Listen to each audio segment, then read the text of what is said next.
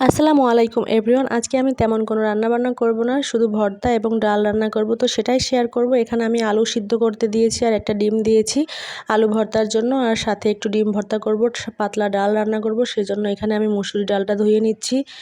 আমরা আসলে যতই চেষ্টা করি না কেন, শরীর খারাপ হলে যে রান্না করব না বা একটু অল্পর ভেতরে সেরে ফেলবো, আসলে সেটা হয় না। ভর্তা করতে এসেছি, ভর্তা করতে গিয়েও অনেক ঝামেলা পোহাতে হচ্ছে। 3 রকমের ভর্তা করতে গিয়ে আমার অবস্থা খারাপ হয়ে গেছে। যাই হোক, শরীরটা খুবই খারাপ, জ্বর, ঠান্ডা, কাশি। তো আমি পটল ভর্তা করার জন্য পটলগুলো নুন, হলুদ আর মরিচ দিয়ে এখানে মাখিয়ে রেখেছি, আর এদিকে আলুগুলো সিদ্ধ হয়ে গিয়েছে। আলুর খোসাগুলো ছাড়িয়ে নিচ্ছি আমি। সংসারে একমাত্র মহিলা যদি হয়ে থাকে একজন, সেক্ষেত্রে অসুস্থ হলে কিন্তু খুবই বেশি প্রেশার পড়ে যায়, কাজ করার খুবই কষ্ট হয়ে যায়। যতই চেষ্টা করি করব না, তারপরও অনেক সময় না করে পারা যায় না, কাজ করতেই হয়। যতটাই শরীর খারাপ হোক তারপরও উঠে কাজ করতে হয়, রান্নাবান্না করতে হয়, বাচ্চার দেখাশোনা সব কিছুই করতে হয় আমাদের মেয়েদের। তো এই যে আমার ডালটা সিদ্ধ হয়ে গিয়েছে, এ পর্যায়ে ডালে আমি পানি দিয়ে দিয়েছি। ডালটা একটু পাতলা করে আমি রান্না করব, আর এখন এই যে ডালে একটু ফোড়ন দিয়ে দিব।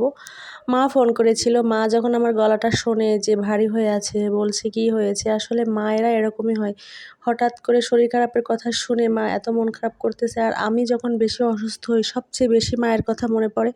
মনে হয় মা কাছে থাকলে একটু ভালো লাগতো। মা আসলে মাথায় হাত বুলিয়ে দেওয়া, মা যেটা করে আসলে সেটা কারো কাছ থেকেই পাওয়া যায় না। মায়ের মতো আসলে কেউ হয় না। আমরা মেয়েরা যখন অসুস্থ হয়ে যাই না, কার কী রকম হয়। আমার এত বেশি মায়ের কথা মনে পড়ে। মনে হয় যখন আমি অসুস্থ থাকি এই টাইমটায় যদি মায়ের কাছে থাকতে পারতাম, হয়তো অনেক ভালো লাগতো, একটু হলেও শান্তি পেতাম। সেটা আসলে আর হয়ে ওঠে না এই সংসারের কারণে। সংসার করতে করতে আমরা মেয়েরা আসলে দিন শেষে কিছুই পাই না। নিজেদের শরীরের সবচেয়ে বড় ক্ষতি আমরা নিজেরাই করে থাকি, একেবারে অযত্ন আর অবহেলায়। সব সময় সবার যত্ন আর টেক কেয়ার করতে করতে নিজের দিকে একেবারেই তাকানো হয় না। যার কারণে যখন অসুস্থ হই তখন এই ফিলটা আসে, সুস্থ থাকা অবস্থায় এটা একেবারে অনুভব করতে পারি না আমরা।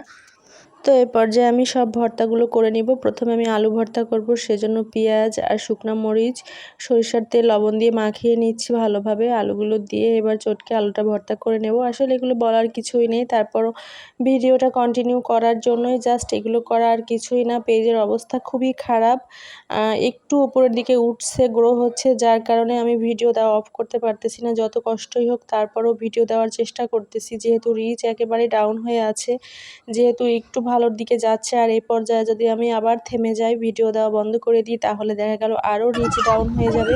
আসলে ভিডিও করা অনেক কষ্ট, অনেক খাটনি করতে হয় এর পেছনে। একটা পেজ খুলে তার পেছনে যে কী পরিমাণে শ্রম দিতে হয়, আসলে সেটা একমাত্র যারা পেজ নিয়ে কাজ করি আমরা তারাই জানি। আসলে পেজের পেছনে প্রচুর পরিমাণে শ্রম দিতে হয়, এই জন্যই কষ্ট করে শুধুমাত্র ভিডিওটা করা, তাছাড়া আর কিছুই না। তো আমার ভর্তাগুলো করা প্রায় কমপ্লিট হয়ে গিয়েছে। এ পর্যায়ে আমি পটলটা ভর্তা করে নেব। পটলগুলো আমি ভেজে নিয়েছিলাম, লাল লাল করে একটু ভেজে নিয়ে তারপরে এ পর্যায়ে আমি পটলটা ভর্তা করেছি।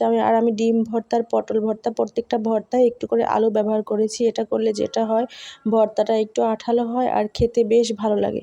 তো সবাই ভালো থাকবেন। আমার ভিডিওটা এই পর্যন্ত। আসসালামু আলাইকুম, আল্লাহ হাফেজ।